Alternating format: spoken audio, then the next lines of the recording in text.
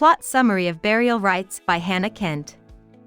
Plot summary. In her book Burial Rites, Hannah Kent makes up a story about Agnes Magnusdóttir, who was the last person to be put to death in Iceland, in 1830.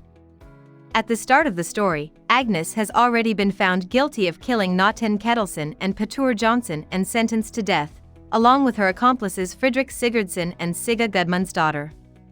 District Officer John's wife Margaret, and their daughters Laga and Stina are all told that Agnes will live on their farm, Kornsa, because District Commissioner Blondel has decided to do so. The family doesn't like it, but they have no other choice. In the meantime, it is told to Assistant Reverend Todi that Agnes asked him to be her spiritual advisor. Todi agrees to take the job, and when Agnes and her guards come to the farm, he and the women of the Kornsa family greet them. At first, Agnes' family at Kornsa is mean to her and afraid of her. Agnes helps them with their work, and when she's not doing that, she talks with Todi, who comes by often. Agnes tells Todi that she chose him as her minister because she met him once while crossing a river.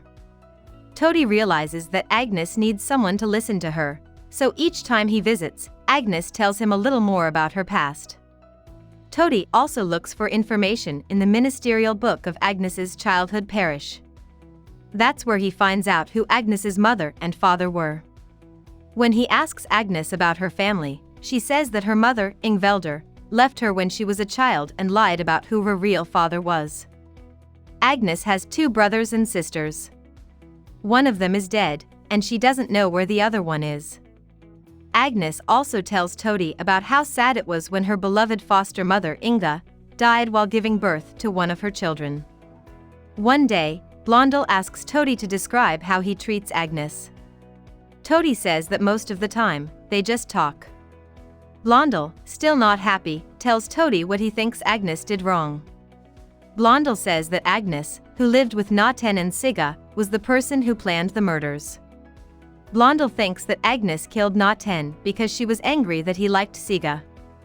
Fredrik hit both Nathan and Petur with a hammer several times, but Blondel thinks Agnes killed Nathan by stabbing him with a knife. Agnes and Fredrik killed people and then burned down the farm to hide what they had done. Blondel thinks that Agnes was using Sigga to get her to help with the murder plot, if she knew anything about it at all. Blondel's account of the murders makes it hard for Todi to understand how Agnes, the woman he knows, could have done what Blondel says she did. Still, he keeps going to see Agnes and talking to her. Agnes is slowly making friends with the family at Kornsa. Stina is the first person to become friends with Agnes. This is because Stina remembers that Agnes was kind to her when she met her as a child while traveling. Agnes finds out from Stina that Sigga's sentence has been overturned, so she will not be put to death. Margaret, who has a bad cough that makes it hard for her to move around, is grateful for Agnes's help around the house. Agnes earns the respect of Margaret and John when she helps their neighbor Rosalind, who was having trouble giving birth, do it safely. On the other hand, Laga hates Agnes more and more as she gets closer to the other family members. Through Agnes's talks with Todi, the reader learns that Agnes had no stable home after her foster mother died. Agnes was a young adult when she worked on different farms, where she was often sexually abused. Agnes met her half-brother Jos while she was traveling. The 2 of them went to work on Wormbeck's farm together. After having a fight with Agnes one night, Jos took her money and left. On the farm, Agnes also had a friend named Mara. It was Mara who first told Agnes about Nathan. Nathan and Agnes met when Nathan went to see Worm. They became friends, and then they fell in love. Mara stopped talking to Agnes because she didn't like Nathan. Nathan finally asked Agnes to move in with him and take care of his house. At some point, Agnes tells Todi that she asked him to be her spiritual guide not only because they met when they were crossing the river, but also because she had a dream that Todi helped her cross a field of snow before she even met him. While this is going on, the family at Kornsa does fall activities together, like killing animals and gathering hay for the winter. Agnes tells Todi how she went to Nathan's farm and met Sigga for the first time. The family at Kornsa often listens in. Sigga also said that she was Naten's maid. When Agnes asked Naten what was going on, Naten said Sigga was just dumb. Even though Naten was often gone, Agnes and Naten continued to date at the farm. They didn't tell Sigga what was going on. At some point, Naten's ex-girlfriend Rosa came to the farm to drop off their daughter Thorana, and she was not very nice to Agnes. Friedrich, Naten's neighbor, also came over often, but he and Naten often fought because Friedrich was always trying to steal Naten's money. Friedrich and Sigga began to fall in love. Todi gets very sick one day and can't go to Kornsa for weeks. Agnes misses Todi and wants to know why he hasn't been coming anymore.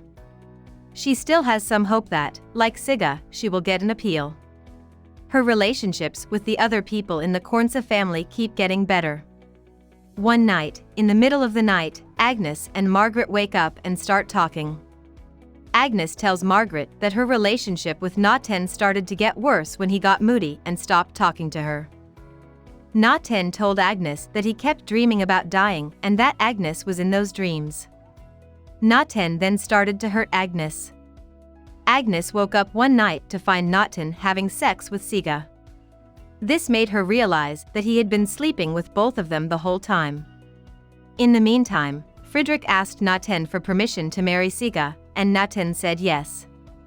One night, Agnes told Naten that she saw him sleeping with Sigga. Naten got mad and threw Agnes out into the snow. Then, Agnes ran to Friedrich's house for safety. The next day, while Naten was away, Agnes and Friedrich went back to Naten's farm. They planned to leave and take Sigga with them. But Sigga told Friedrich that Naten had changed his mind and that Friedrich could not marry her anymore. Friedrich also found out at this time that Naten was sleeping with Sigga. Naten went back to the farm, told Friedrich to leave, and then left. Agnes spent the night in the cowshed, and when she woke up, Friedrich was holding a hammer and a knife. She went back to sleep, and when she woke up, Sigga was hiding and Friedrich was looking upset. She went into the bed sofa and saw that Friedrich had killed Patur and hurt Naten so badly that he would die soon. Agnes used a knife to kill Naten because she knew he was going to die anyway. Then she and Friedrich used whale oil to set fire to the farm. Margaret feels sorry for Agnes after hearing her side of the story. When Todi wakes up from his illness, he finds a letter telling him that Agnes has been sentenced to death. He rides to Kornsa to talk to Agnes. When he gets there, Margaret tells him that Agnes told her the whole story. Agnes says her goodbyes to her family in Kornsa with tears in her eyes, and Todi takes her to the place where she will be killed. Agnes and Friedrich are both killed as planned. Todi walks with Agnes across the snow to the chopping block while holding her hand. Of Burial Rites by Hannah Kent. About the author. Hannah Kent was born in 1985 in Adelaide, Australia. Her mother was a school principal, and her father worked in finance. Kent loved to read when he was young.